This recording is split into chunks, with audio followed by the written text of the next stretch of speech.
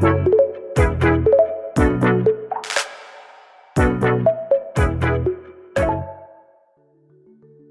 and welcome to Inside Eugene. I'm your host, Marin Stewart. Each episode, we take you behind the scenes of the City of Eugene's Library, Recreation, and Cultural Services Department to meet the people and programs that make the Eugene, Oregon community shine. In this episode, we're talking about two unique grant programs that help bring our city's public spaces to life, the Downtown Program Fund and the Art in the Parks grants. In collaboration with Cultural Services, each summer these grants help support local artists and organizations in hosting events across Eugene, from spontaneous dance performances in our downtown to family-friendly concerts in the parks. Today, we'll hear from Cultural Services staff members Jessica Watson and David Dickinson about how these grants work, what's in store this season, and why partnering with community groups matters. Welcome, Jessica and David. Thank you for having us. Yeah, thanks. First of all, tell me about each of your roles in Cultural Services. Well, I'm the downtown events and permitting coordinator, so part of my role is in helping with the Downtown Program Fund grant, and then I also produce a couple of the city signature events, including Halloween Downtown and National Dance Week. I am actually a senior admin specialist, but I also am the urban canvas coordinator for the City of Eugene's local mural program. And grants really excite me because I love empowering the community. So I leaned into the Art in the Park grant and became one of the administrators of this grant as well. So I'm really excited to be here to talk about it today. Awesome. Well, thank you both for being here. Let's go ahead and start with the basics. Tell me, what is the Downtown Program Fund grant? Let's start with that. I think the primary goal that sets the Downtown Program Fund apart from the Art in the Parks Fund is the fact that that programming has to occur downtown and contribute to downtown activation and therefore revitalization.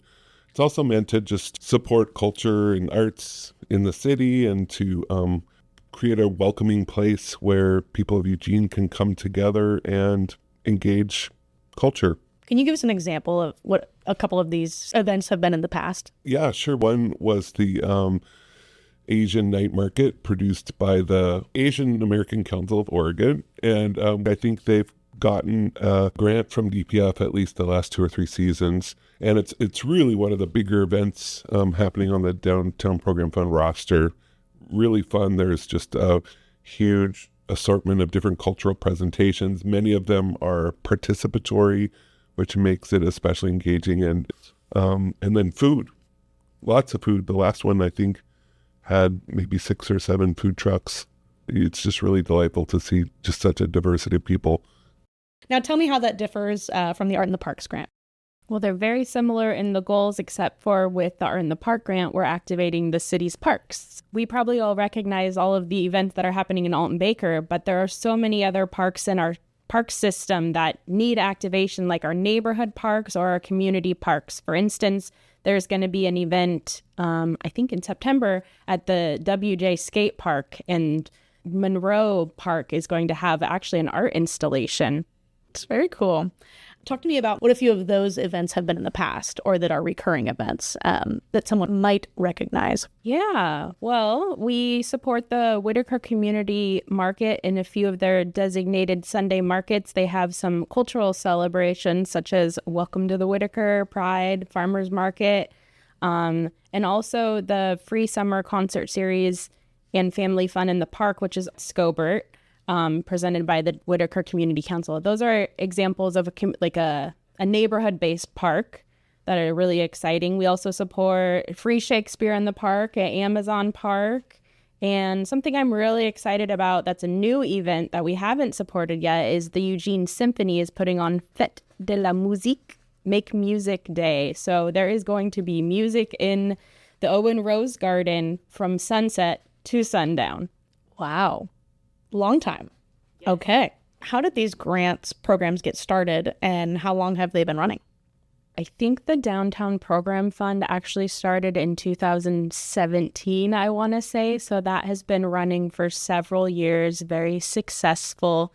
And it's just a way to get money to our community organizations that are coordinating events. We recognize that we don't have to do all the things. We want to empower our community groups to do the things to coordinate events, and they have expertise that we don't have, and we want them to be able to create events for their own communities as well. I think this is the third year of the Art in the Park grant, and it's really great because it's filling in that gap that we lost after the pandemic, because we used to do a lot of programming in the park. But this is really empowering the community and the neighborhoods to do their own programming in their own parks. Yeah, and to add to what Jessica just said, we don't just help give out funds. We also help incubate local producer talent and provide material support like equipment loans, and we help with the permitting process. And even because we get producers from first-time production to seasoned, we're there to help advise them on every aspect of their planning and preparations. And that's really fun. I think we just did the Neurodivergent Art and Music Festival with a pretty new producer targeting a community that's important to him, and we're able to help him pull off a pretty big, ambitious show and learn a lot along the way. That's great. So yeah, sounds like Cultural Services is moving away from kind of self-producing and moving more towards a model of community producing things that they want to see. Exactly. That's great. So that being said, now tell me how Cultural Services helps fund these events. What does typical funding for a grant look like? It's a $5,000 limit. It's pretty much a new community panel that makes those decisions. So some things happen to recur and some things might miss a year depending on what kind of decisions the panels make. If someone's asking for a maximum $5,000, whether they're going to give the full $5,000 or if they're going to give a partial grant and try to distribute the bucket a little more broadly, et cetera, it's entirely up to the panel. And another exciting thing about this grant is we do help with the rental fees, be it for the Farmers Market Pavilion in some capacity or the park rental fees. For the Art in the Park grant, this year we funded 10 events. However, some of them had multiple days. So even though we're 10 grants, it's a ton of events. Right. And this year for 2025, we were fortunate to get a little extra. We had an extra $12,000. So we had a total of $62,000. So whereas last year, I think we had 14 events, this year we had a total of 17, and some of those were multiples. A lot of downtown activities. That's a lot of events. Yeah. And it sounds like you've kind of worked in a lot of organizations and a diverse range of organizations into this grant. So both of these grants. So that's awesome. Are there any events or organizations that are new that you are really excited to work with this year or excited to attend their event in particular? One newish producer that I think is a lot of fun is Pixie Panic, run by a young up-and-coming producer named Indra Hunter, and she's doing Nerd Pride on the 22nd. And so it's been fun to watch Indra expand her programming and grow, and to be able to offer her support. And then the Tracktown Swing Foundation is doing the Tracktown Throwdown on October 18th. They've done programming before. It's really popular. People come down. It's usually in Kesey Square and Square Dance, and really liven up downtown. It's a lot of fun. I'm really excited for the Art in the Park grant for the 4th annual Oregon Aloha Festival. This isn't their first time producing an event in Alton Baker Park, but it is the first time they've gotten a grant to help fund it. Super exciting. They run a similar festival in other parts of the United States as well. So I'm really excited to see what they have to offer. And then another one I'm excited about, I mentioned there is an art installation in Monroe Park. It's called The Future Belongs Here, and it's actually a sound installation by David Graves. And he has been hanging out in the park and recording sounds to show at the park. Very cool. So it sounds like not just events, but there's also a variety of installations, dances, a bunch of different kind of things.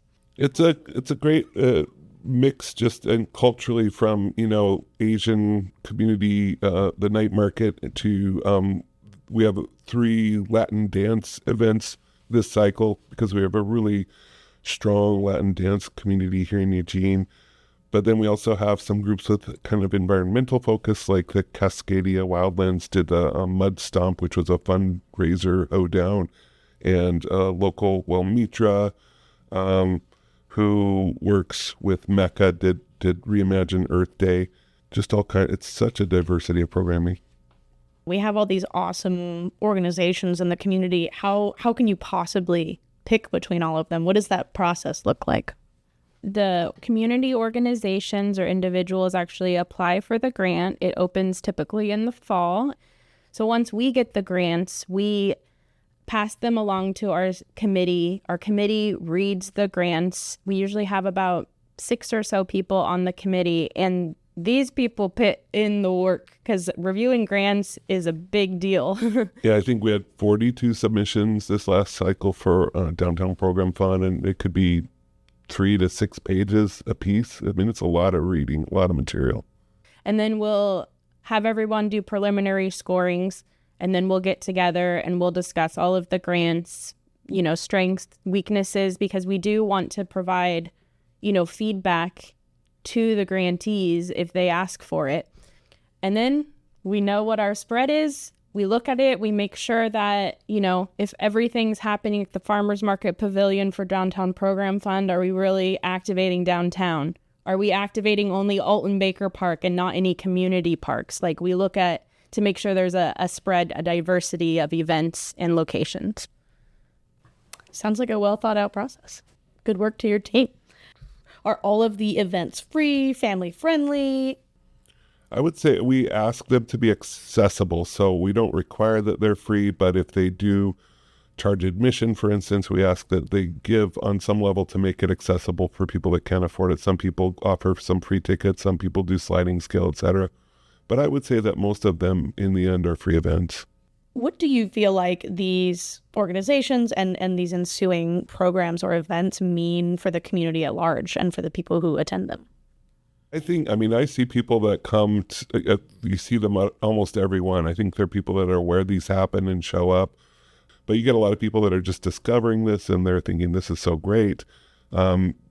It's, to me, one of the ultimate payoffs of these events are just sitting back and watching all these different people, different ages, different corners of the community come together and celebrate. And that's just a really wonderful thing.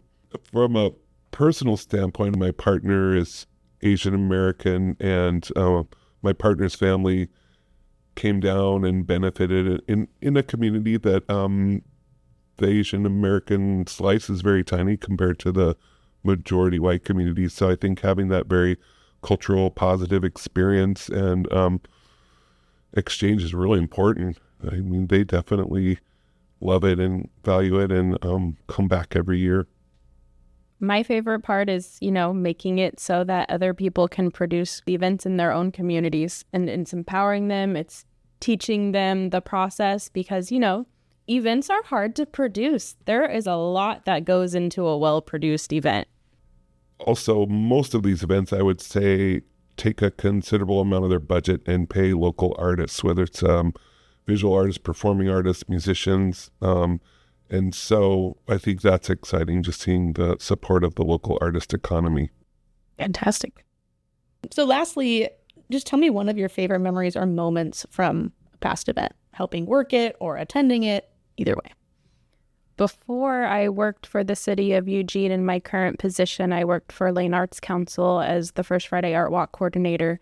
And DPF really helped change that event. Like, we started with concerts in Kesey Square, and we filled that square. It was bustling, and people were really excited about free concerts in the Kesey Square area. And then, one concert became multiple concerts. And now Lane Arts Council is actually programming every First Friday Art Walk, something really exciting and free in the Farmers Market Pavilion alongside all of the Art Walk venues. So that was pretty, a big change for that organization that helped them level up a lot. And they continue to do so. But to continue to grow, you still need funding. So that's why this grant is so important. The Asian Night Market and the Eugene Tea Festival just bring in so many people.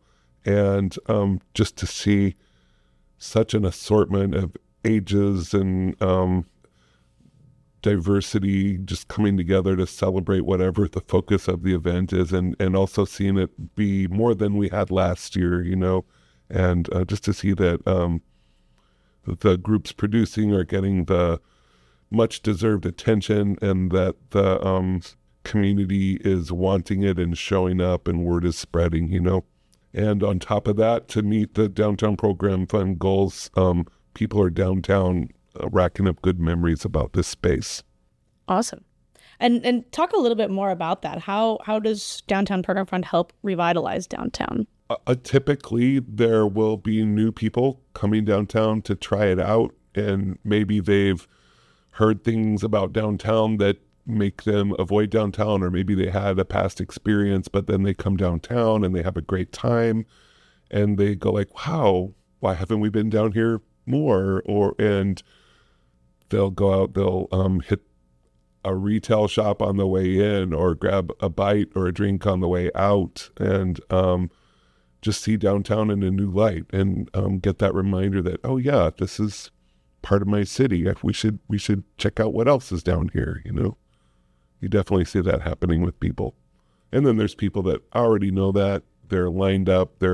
What's next? What else is coming up? Where can I look on the website? What's next, etc. I love seeing more people downtown. Anything else you want to say about either of these grant programs? For a full list of our Art in the Park and Downtown Program Fund events, you can go to the City of Eugene's website or check our social media, Huge Culture, on Instagram.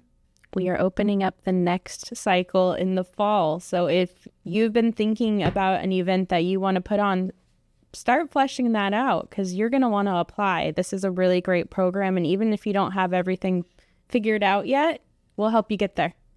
Sounds great. Well, I hope a lot of people will participate in the events we have this year and consider applying for an event next year. So thank you both for coming on. Appreciate you so much. Thanks for having us. Thank you.